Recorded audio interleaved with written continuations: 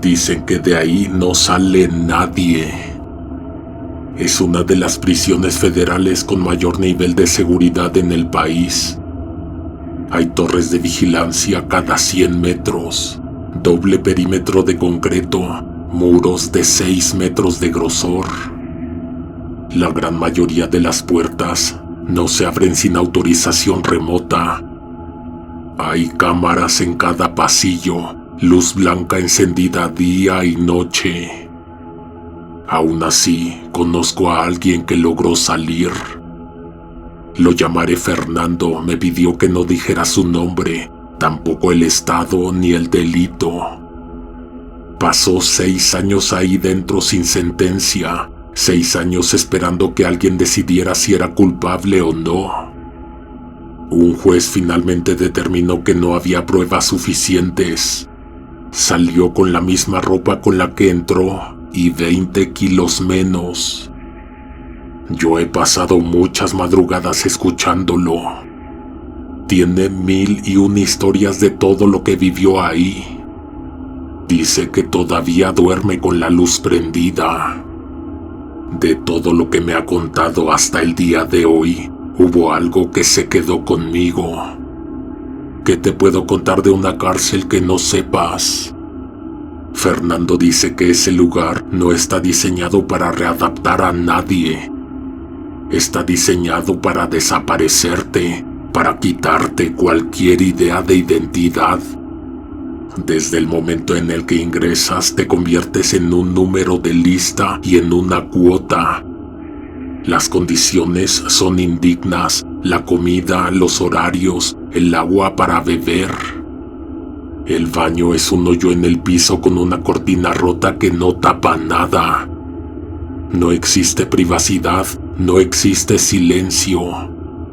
Siempre hay radios encendidos, alarmas, gritos. Ahí dentro se tiene que pagar por todo. Se paga por dormir, se paga por no ser golpeado, se paga por recibir protección. Al que no paga, se le castiga, y castigos hay muchos. Pero según lo que me contó, uno en específico era el que más miedo daba. Le decían el ataúd. Si te pasabas de listo, al ataúd. Si le caías mal a un celador, al ataúd. Si no pagabas tu cuota mensual, al ataúd. No era una celda de aislamiento formal, era un baño subterráneo, sin luz y sin ventilación. La puerta es metálica, sin rejilla. Cuando se cierra, no entra aire. El espacio es tan reducido que apenas se puede estirar el cuerpo completo. El techo está bajo, el concreto suda humedad constante. Hay capas y capas de lo que alguna vez fueron salpicaduras, orina evaporada, vómito, sangre que nadie talló. El drenaje no funciona en lo absoluto. El inodoro está desbordado casi todo el tiempo. No lo destapan, no lo lavan. Lo que se acumula ahí se queda para siempre. La pestilencia, por lo tanto, es constante. Es un hedor que se pega a la piel, a la ropa, a la garganta. Dicho olor no es solo desagradable, es agresivo. Es amoníaco concentrado, drenaje estancado, sudor agrio acumulado por semanas, materia en descomposición. Después de unas horas arde la garganta, los ojos lagrimean, la respiración se vuelve superficial porque inhalar profundo provoca náuseas. El espacio es mínimo, apenas cabe un cuerpo acostado en el suelo. No hay colchoneta, no hay banca. El piso siempre está húmedo y pegajoso. No se distingue si es agua o residuos. La materia se acumula y fermenta. El que entra ahí tiene que hacer sus necesidades en el mismo lugar donde duerme, donde come. Si es que le dan comida, la recibe por debajo de la puerta en un plato que empujan con el pie. Muchas veces cae en el suelo, pero no importa. En oscuridad total, el cuerpo pierde orientación. No se distingue pared de suelo. Al moverse, las manos tocan superficies húmedas, viscosas. El contacto es involuntario. No hay lugar limpio donde apoyarse. Si no hay luz, tampoco hay reloj. No hay referencia del tiempo. Solo oscuridad total. Evidentemente, no es una celda oficial de aislamiento. No hay registro de entradas, no hay reporte de ingresos, no hay hora de entrada ni de salida. Los reclusos solo desaparecen de sus celdas y reaparecen cuando deciden sacarlos, cuando alguien se acuerda de que ya lo dejaron varios días. Salen de ahí apestando durante una semana. Es normal que paguen para bañarse varias veces. Es normal que algunos quieran dejar de comer por días. Había un interno al que Fernando llama Raúl. No era su nombre real, tampoco importa cuál era. Cuando llegó tenía buena complexión, espalda ancha, brazos trabajados. Laboraba en construcción. Le dieron 45 años de prisión. Robo a mano armada con homicidio. Llegó desafiante. No parecía alguien fácil de someter. Caminaba erguido. No bajaba la cabeza para hablar con nadie. No se sabía mucho del tipo. No tenía visitas frecuentes. No tenía dinero constante. Básicamente no tenía respaldo afuera, lo cual pone al interno en grave desventaja. Raúl no era líder, tampoco era parte de ningún grupo fuerte, pero se comportaba como si no le debiera nada a nadie. Contestaba cuando lo provocaban, no cedía espacios con facilidad, no era parte del rebaño. En un penal federal, eso no es ser valiente, es ser pendejo. La primera vez que lo mandaron al ataúd fue después de una pelea en el patio. Un interno intentó quitarle su lugar en la fila de comida. Raúl empujó, el otro respondió, se hicieron de palabras. Raúl tiró el primer golpe. Duró poco. Cuando se armaron los golpes de verdad, nadie se metió a ayudarlo. Los que lo habían estado animando se hicieron a un lado. Terminó en el suelo cubriéndose la cara. Los custodios intervinieron, pero primero dejaron que le dieran una paliza. De todos los presentes, no castigaron a ninguno, se llevaron solo a él, al ataúd. La segunda vez fue por negarse a pagar una cuota completa. Dijo que no era justo que subieran la renta del espacio sin aviso.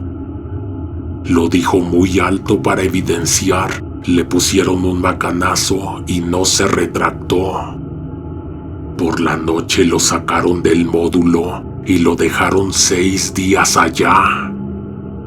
La tercera vez fue por cualquier cosa. En menos de un mes ya lo habían enviado varias veces. En ocasiones 3 días seguidos, a veces menos, a veces más. Nunca existió registro. El traslado siempre venía acompañado de rechiflas. Cuando desaparecía ya en el corredor que bajaba a subterráneo, todos guardaban silencio. Unos se persignaban. Por varios días no se volvía a saber de él. Cada vez que regresaba del ataúd, no podía entrar directo a la celda. Lo llevaban al patio, le abrían la llave de una manguera industrial. Agua helada a presión. Lo obligaban a quedarse de pie mientras le lanzaban chorros directos al cuerpo. A veces lo tallaban con una escoba y jabón de trastes. Ese baño no era gratuito, claramente. Tenía que pagarlo. Si no pagaba por esa limpieza, sus propios compañeros de celda lo hubieran mandado moribundo a la enfermería. Nadie quería compartir un espacio cerrado con el olor que traía encima. Una vez regresó peor que otras. En el patio le lanzaron chorros más fuertes. Le pegaron con la manguera en la espalda para que se moviera. El agua no dejaba de escurrir marrón por el piso del patio. No fue suficiente. Además, traía el brazo derecho raspado. La piel abierta como si la hubiera tallado contra concreto o metal oxidado. En la muñeca traía un reloj pequeño, un modelo rectangular de caja delgada en oro amarillo pulido. La estructura tenía bordes finos incrustados con piedras diminutas. No era un reloj ostentoso en tamaño, sino en detalle. En la parte superior se alcanzaba a leer el nombre de Cartier, grabado con discreción. No era una pieza nueva. Entre las uniones se notaban marcas mínimas de uso casi imperceptibles. Un reloj pensado para una muñeca delgada, femenina. Duró poco en su poder. Lo cambió esa misma tarde por una semana completa en la litera de arriba. Pagó también el baño pendiente. Nadie preguntó demasiado hasta que alguien notó el valor del reloj. ¿De dónde lo sacaste? De la taza del baño. Dijo que quiso ver qué estaba atorando el inodoro. Metió la mano, sintió resistencia. Sólidos, capas, materia que se deshacía al tacto, cabellos largos enredándose entre los dedos. Dijo que entre todo eso tocó metal, lo jaló, salió el reloj, pero el inodoro no se desatoró. Después de esa vez, Fernando dice que algo cambió. A Raúl le empezaron a decir el muerto. ¿Ya te imaginas por qué? Ya no parecía molesto cuando lo amenazaban con mandarlo al ataúd. Era difícil saber si ya no le importaba o prefería estar allá abajo. Ahora lo mandaban más seguido. Cuando lo sacaban rumbo a la celda de castigo, ya no forcejeaba, no insultaba, no pedía explicaciones, caminaba tranquilo. Estaba a punto de romper el mecanismo. Si ya no dolía, ya no era castigo. A veces, incluso antes de que cerraran la puerta, ya estaba sentado en el suelo, como si se sintiera en casa. Y regresaba igual. No traía la mirada perdida como antes, no traía rabia, no se quejaba del olor, no pedía bañarse de inmediato. Únicamente esperaba su turno en el patio, recibía el agua helada sin protestar y volvía a su sitio. No dejaba pasar 3 o 4 días. Siempre hacía algo mínimo, lo suficiente para que lo castigaran, no lo suficiente para que lo golpearan. Se notaba frustrado si otro interno estaba en el ataúd y él no podía entrar. No se ponía agresivo, pero andaba inquieto, caminaba en círculos, se quedaba viendo hacia el pasillo que llevaba a la celda clandestina de aislamiento. Antes se metía en discusiones por orgullo, después ya no. Si alguien le quitaba el turno del teléfono, lo dejaba. Si le subían la cuota, pagaba lo que podía. Solo parecía interesarle una cosa: volver al ataúd. Ahora siempre estaba pensativo, sentado con la espalda contra la pared, con los ojos abiertos, pero mirando a la nada. Un día Fernando se le acercó. Para ese entonces, Fernando también había visitado el ataúd, solamente por retraso en las cuotas. Sabía lo que era la oscuridad, la pestilencia y la desorientación. ¿Te gusta estar en el cagadero? Raúl no se ofendió. Le respondió sin levantar la voz que allá era libre, que allá podía hacer lo que quisiera. Fernando se carcajeó. Le recordó el olor, la pestilencia, el piso pegajoso. Raúl negó con la cabeza. Dijo que el olor desaparecía después de un tiempo, que el cuerpo se acostumbraba. Raúl decía que no era oscuridad lo que veía cuando cerraba los ojos allá. Decía que primero sentía que el cuerpo se hacía ligero, que el suelo dejaba de estar frío, que el olor desaparecía, que el aire ya no se sentía denso. Fernando pensó que estaba bromeando.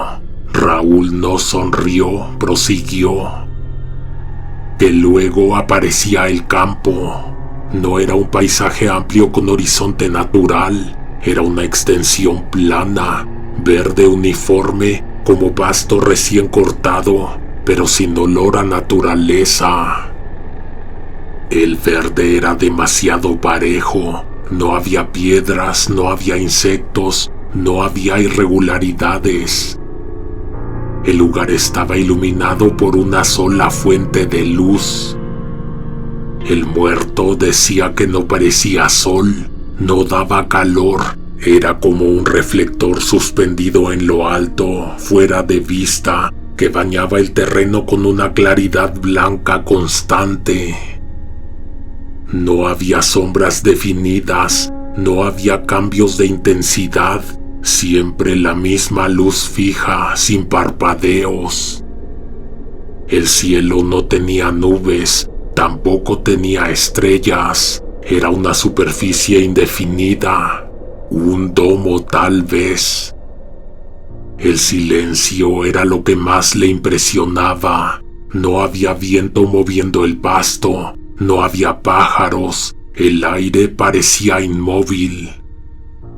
Decía que podía escuchar su propia respiración con claridad, pero que no provenía de su pecho, sino de todas partes. A lo lejos había una casa. No era una casa grande, era de un solo piso, de fachada blanca, ventanas rectangulares oscuras, ninguna luz encendida adentro. No había puertas abiertas, no había humo saliendo de ninguna parte. Detrás de la casa corría un río. El agua se movía, pero no hacía ruido. No había corriente audible, ni golpe contra las piedras. Solo se veía el desplazamiento constante, como una cinta que brilla con la luz. No había olor, ni humedad, ni temperatura. No sentía frío ni calor, solo una sensación de amplitud. Decía que podía caminar sin cansarse, que el pasto no se doblaba bajo sus pies, que no dejaba huellas, que el tiempo ahí no avanzaba, que desde la casa alguien lo observaba. No veía el rostro, pero sabía que era la misma persona que le había hablado desde la primera vez en que lo encerraron en la celda de castigo. Describió la voz como tranquila, sin eco, sin tono amenazante. La voz le hablaba despacio, le explicaba cosas, respondía preguntas que él no recordaba haber hecho. Podía conversar de cualquier cosa con ella, que esa voz era interesante, que sabía cosas, que tenía respuestas para todo. Dijo que escuchaba explicaciones claras sobre su caso, sobre la cárcel, sobre cosas que no entendía antes. Le decía que ese lugar era suyo, que la casa era suya, que el río marcaba el límite, pero lo que más emocionaba a Raúl era que la voz le decía que algún día lo invitaría a quedarse para siempre. El muerto decía que cuando la voz mencionaba eso, sentía una especie de alivio físico, como si el cuerpo dejara de pesarle, como si ya no hubiera cárcel, ni módulos, ni cuotas. Solo ese campo plano, iluminado, sin olor, sin ruido, sin paredes, sin cacas desbordadas, ni paredes barnizadas de orines. Se corrió la voz y algunos empezaron a decir que se estaba volviendo loco. Otros pensaron otra cosa, que estaba consumiendo sustancias, que había encontrado droga escondida en el drenaje, que quizá en el baño alguien había ocultado sustancias en el pasado, que el reloj no era lo único que había logrado sacar. Cuando pidió que lo dejaran más tiempo en el ataúd, la idea se hizo más fuerte. El jefe de módulo pidió hablar con un custodio. Días después decidieron revisar el baño. Mandaron a 2 internos con escobas y baldes supervisados por un celador armado. Les ordenaron limpiar todo, revisar el drenaje, buscar cualquier escondite. Con el foco se vio el estado real del lugar. El inodoro rebosado, capas endurecidas adheridas al borde, superficies cubiertas por una película espesa, oscura, de materia fermentada. Tuvieron que usar las escobas para remover lo más sólido. Sacaron basura, trapos viejos, envolturas, restos compactados, todo mezclado con heces y aguas negras. No encontraron bolsitas, polvos, frascos, nada oculto, solo suciedad acumulada durante años. Cerraron de nuevo. Raúl volvió a ser enviado ahí poco después, a un baño limpio que ahora solo apestaba a cloro. Los gritos del tipo se escucharon toda la madrugada. Dijo que así no servía, que habían arruinado todo. Se molestó como si le hubieran quitado algo propio. Dijo que ahora estaba vacío, que así no se podía dormir ahí. Empezó a decir cosas que incomodaron a todos. Pidió que los próximos que entraran no tuvieran pudor, que hicieran sus necesidades sin contenerse, que vaciaran el vientre, que dejaran subir el nivel, que llenaran la taza, que la desbordaran. Lo decía con seriedad.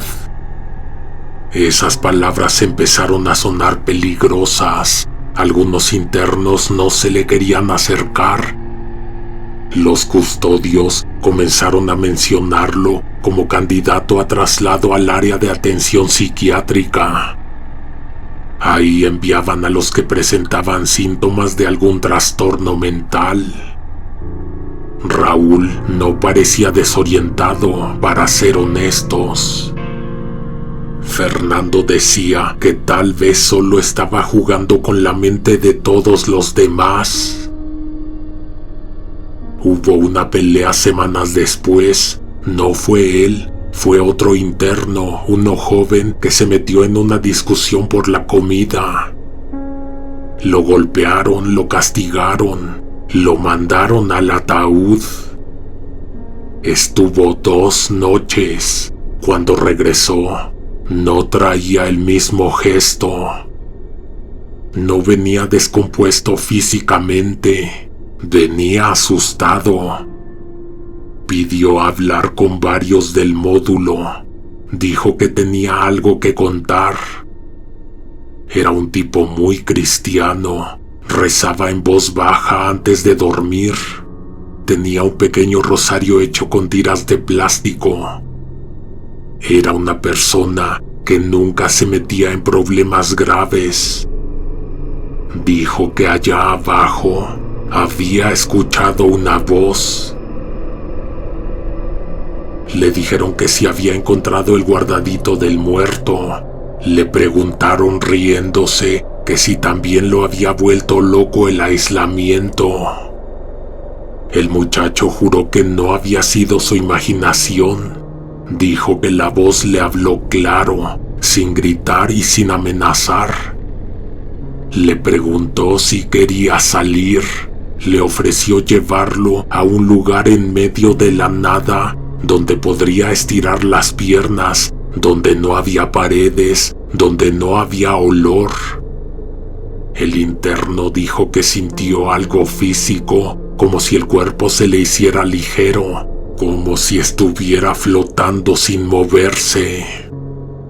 Pensó que era el diablo. Entonces empezó a rezar en voz alta. Dijo el Padre Nuestro completo demasiadas veces.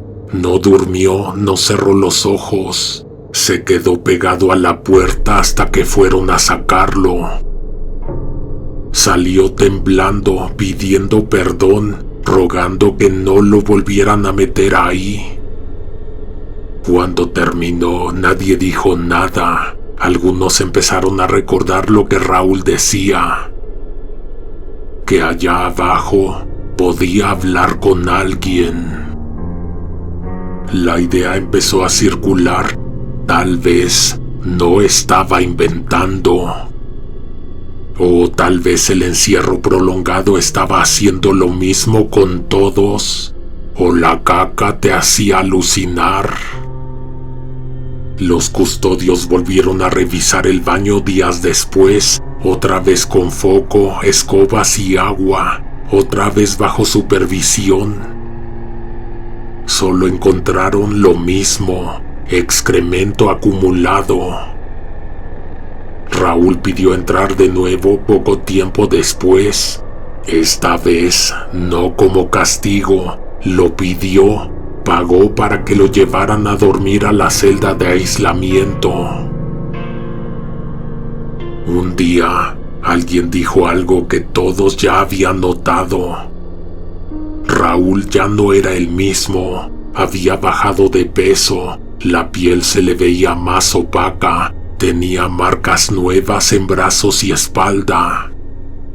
No eran golpes, eran rasguños largos, paralelos, como hechos con algo filoso pero irregular. No parecían lesiones normales. Un interno que dormía cerca de él lo observó con más atención. Lo llamó: «Ponte los brazos atrás». Raúl dudó, pero lo hizo.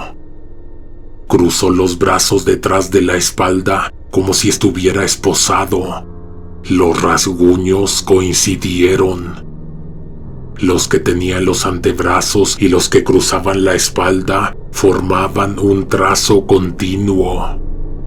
No era simétrico, pero parecía deliberado, como si alguien le hubiera cortado una línea mientras él no podía defenderse. Alguien dijo lo que todos pensaron: él solo no se pudo haber hecho esas heridas. No en esa posición, no en la oscuridad. Esa idea cambió el ambiente del módulo. La idea de que el aislamiento lo estaba enloqueciendo se desmoronaba. Era casi seguro de que había algo allá abajo. La última vez que lo mandaron a la celda subterránea, al pasar de 3 días, cuando fueron a deslizar el desayuno por debajo de la puerta, notaron algo extraño. El plato no encontró resistencia. Abrieron la puerta con cuidado. La celda estaba vacía. No había cuerpo. No había señales de que hubieran forzado la puerta. No había túnel. No había hueco en las paredes de concreto. El drenaje seguía obstruido. Era imposible que alguien saliera por ahí. Enroscaron un foco en el techo para ver mejor. La luz reveló un charco oscuro sobre el cemento, no enorme, pero suficiente para indicar una pérdida significativa de sangre. En el lavabo, que llevaba toda la vida sin funcionar, había algo más. Una mano. Una mano separada del resto del cuerpo a la altura de la muñeca. La piel abierta de forma irregular, como si la hubieran arrancado a mordidas. Los dedos índice y medio de esa mano estaban rígidos y manchados de sangre semiseca. No había más restos. No había arrastre visible hacia la puerta. En la pared a la altura de los hombros había un mensaje escrito con sangre. 2 líneas gruesas hechas con los dedos. Soy libre. La sangre aún estaba húmeda en algunas partes. Revisaron el módulo completo. Revisaron patios, revisaron cámaras. Nadie vio salir al muerto del ataúd. El informe oficial habló de fuga bajo investigación. La versión interna fue otra. Algunos dijeron que se mutiló y alguien lo ayudó a escapar. Otros dijeron que perdió la razón y logró esconderse en algún punto del penal. No faltó quien revisara bien la taza del baño, como si hubiera podido irse por ahí. Los presos recordaban bien lo que decía, que allá abajo era libre, que podía ir a un lugar donde no había paredes, en medio de la nada. Después de eso, nadie volvió a ser enviado al ataúd, por miedo a que también lograra escapar.